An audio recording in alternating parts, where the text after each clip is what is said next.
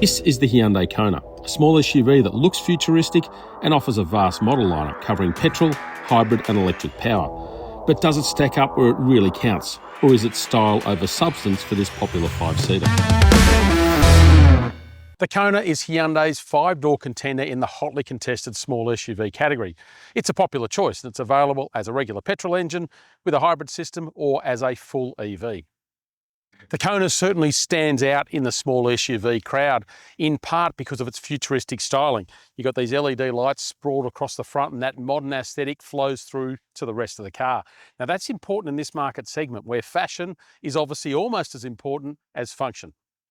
Pricing is pretty sharp, albeit not as razor sharp as newcomers such as the GWM Haval Jolion and Chery Tiggo 4. Instead, it more closely aligns with things like the Mazda CX-30, Kia Seltos and Toyota Corolla Cross. Now, like a lot of other small SUVs, the Kona is only available as a front-wheel drive. The Kona scored only 4 stars in ANCAP crash testing, even though it was judged to have protected its occupants well in a crash.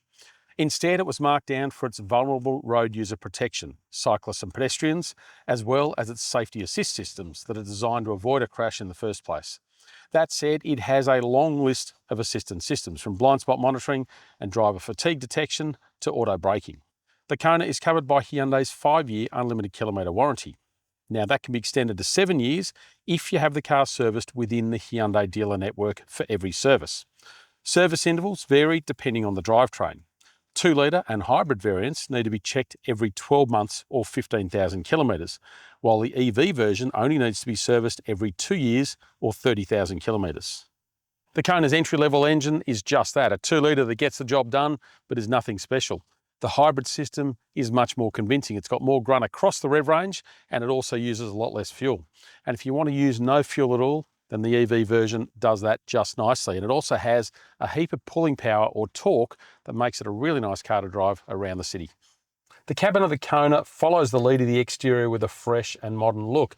It's actually really open, in part because you've got the gear selector on this sort of giant dial on the edge of the steering wheel, so this whole center console is really open.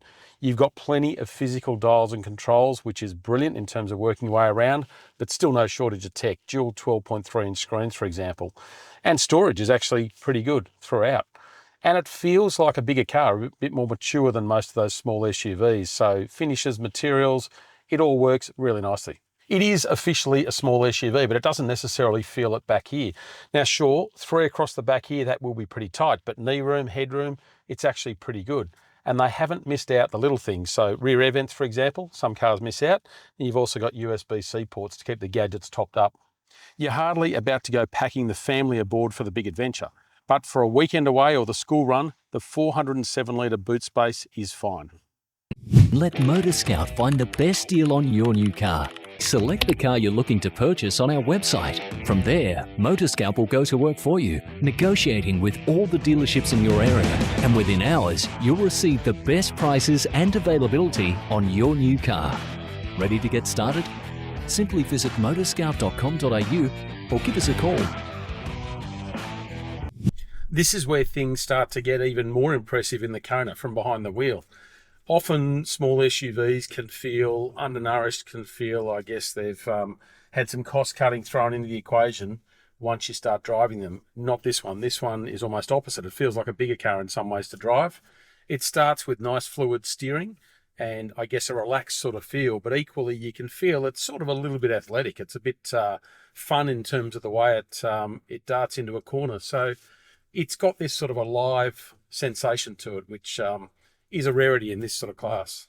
And while the base engine is nothing special, this hybrid actually works quite nicely. It's got good flexibility low in the rev range. So sometimes it's not revving at all, obviously. You've got just the electric motor working, but that electric side of the equation really changes the way it performs. So it actually works. It works really nicely. And on top of that, you don't use a whole lot of fuel doing it. It's also pretty comfortable. And again, that comes down to that suspension tuning where they've managed to get everything working or syncing well together. And it also settles nicely over bumps. So it's got this sort of real confidence to it that, again, is a bit of a rarity in some small SUVs, particularly as a lot of them chase, I guess, value price to try and get that down. It seems that some of them take it out on the way the car drives. Not so the Kona. So all up, it is a big tick for the way the Kona drives. And that is really refreshing in a market segment that's just chasing price, to see that you're getting a bit of that maturity, a bit of, I guess, engineering expertise really starting to shine through. The Kona may not have the showroom zing of some cheaper alternatives, but it makes up for it the deeper you dig.